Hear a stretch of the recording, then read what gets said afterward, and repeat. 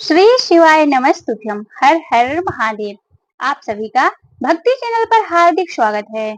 आज आप सभी सुनेंगे श्रावण मास की कथा में श्रावण मास महात्म्य की कथा। अध्याय 8 श्रावण मास में किए जाने वाले बुध और गुरु व्रत का वर्णन।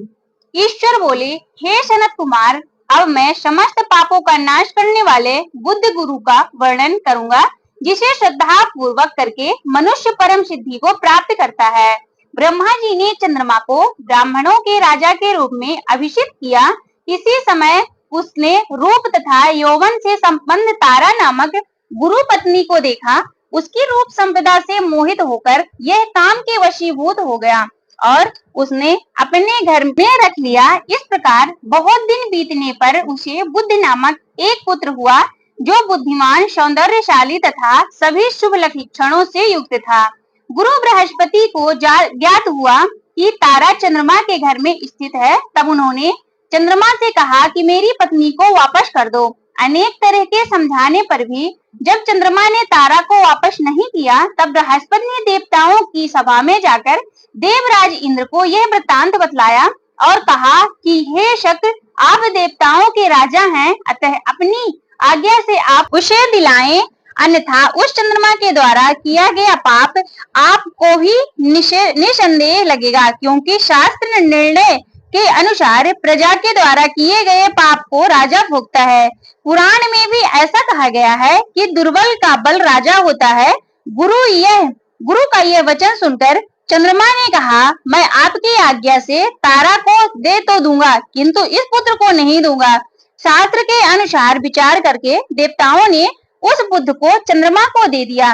इसके बाद गुरु को उदास देखकर देवताओं ने उन दोनों को वरदान प्रदान किया, हे चंद्र, अब तुम घर जाओ, यह तुम्हारा भी पुत्र है और बृहस्पति का भी है। यह तुम्हारा पुत्र ग्रहों में प्रतिष्ठित होगा।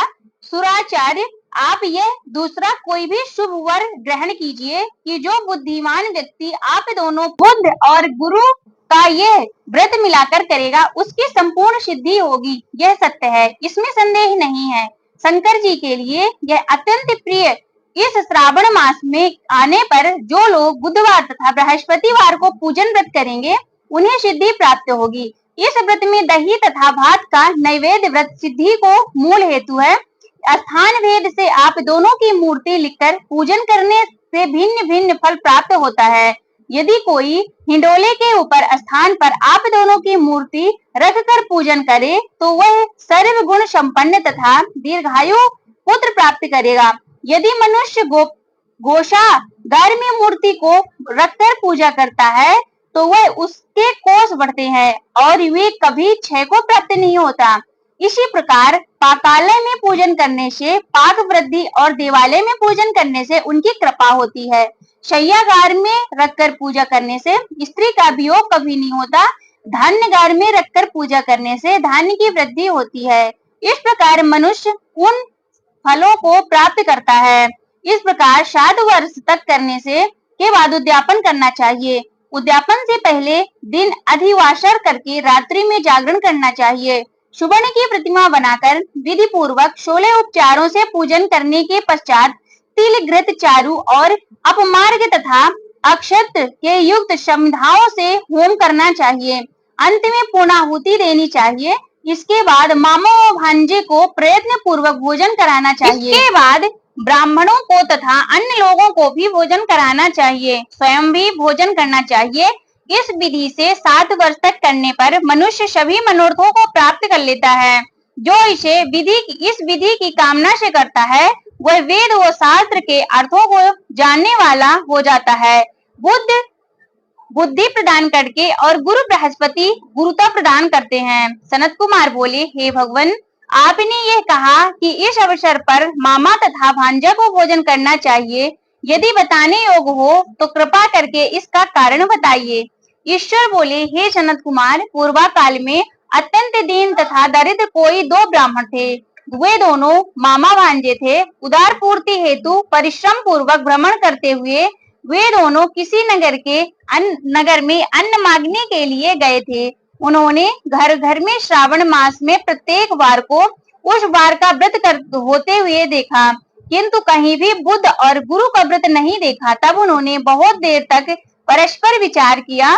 सभी वारों का व्रत तो सर्वत्र दिखाई पड़ रहा है, किंतु बुध और गुरु का कहीं नहीं। अतः चूंकि ये व्रत अनुष्ठित है, इसलिए हम दोनों को करना चाहिए कि इस शुभ व्रत का अनुष्ठान आदर पूर्वक करें। किंतु हे सनत कुमार, इसकी विधि न जानने के कारण वे दोनों संशय में पड़ गए। तब रात्रि में उन्हें स्वप्न में इस व्रत की विधि दृष्टोगोचर की हो गई। इसके बाद उन्होंने उसकी विधि के अनुसार व्रत को किया, जिससे उन्होंने अपार संपदा प्राप्त की। प्रतिदिन उनकी संपत्ति बढ़ने लगी और सभी लोगों को ज्ञात हो गई। इस प्रकार 7 वर्ष तक करके वे पुत्र व पौत्र आदि से संपन्न हो गए। इसके बाद उनके ऊपर प्रसन्न होकर बुध व गुरु प्रकट हुए और उन्होंने उन दोनों को ये वर दिया कि आप दोनों ने हम दोनों के निमित्त इस व्रत को प्रवर्तित किया है। अतः आज से कोई भी इस शुभ व्रत को करेगा, उस व्रत की समाप्ति पर मामा तथा भांजे को प्रयत्न पूर्वक भोजन कराना चाहिए। इस व्रत के प्रभाव से उसकी सभी मनोकामनाएं परम सिद्ध हो जाती हैं और अंत में चंद्रशूर पर्यंत उसका हमारे लोक में वास होता है। इस प्रकार श्री स्कंद पुराण के अंतर्गत ईश्वर सनत कुमार संवाद में श्रावण मास महात्म्य में बुध गुरु व्रत कथन नामक 8वां अध्याय संपूर्ण। हर हर महादेव।